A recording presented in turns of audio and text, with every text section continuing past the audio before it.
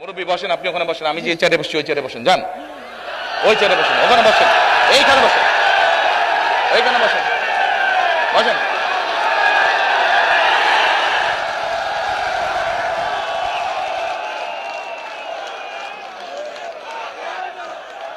মুরব্বী আপনার নাম কি? এই আপনাদের এলাকার মানুষ, এনে এই এলাকার মানুষ চিনেন ওনাকে?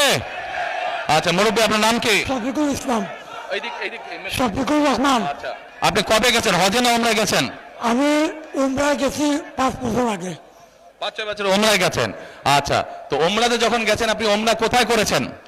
উমরা মদিনায় করেছি। উমরা তো মদিনায়, উমরা তো মক্কায় করে। মক্কায়ও করেছি, মদিনায় মদিনায় তো হযরত করে জিয়ারত করছি। হ্যাঁ, জিয়ারত করেছেন, নবী সাল্লাল্লাহু আলাইহি ওয়াসাল্লামের রওজা মুবারক জিয়ারত করেছেন। কিন্তু এই যে তাওয়াফ করেছেন, উমরা করেছেন কোথায়? কাবায় না? কাবায়। আচ্ছা, আপনারা সবাই শুনতে পাচ্ছেন আমার কথা?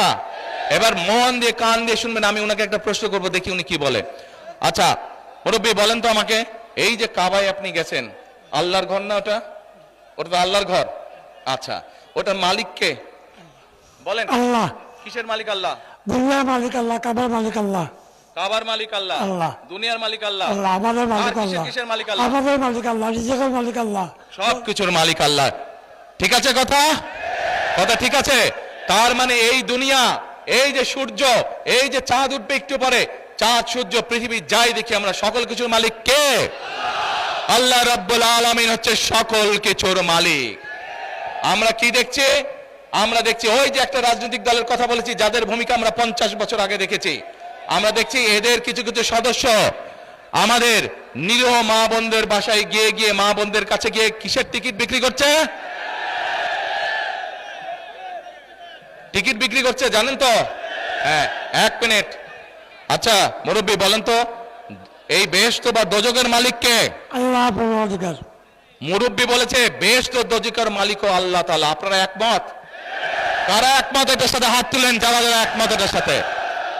সবাই একমত, আলহামদুলিল্লাহ, আলহামদুলিল্লাহ, আল্লাহু আকবার, আল্লাহু আকবার। এখন আমার প্রশ্নটা আপনাদের কাছে, যার মালিক একমাত্র আল্লাহ রাব্বুল আলামিন, সেটা দেওয়ার ক্ষমতা মানুষ কি রাখে?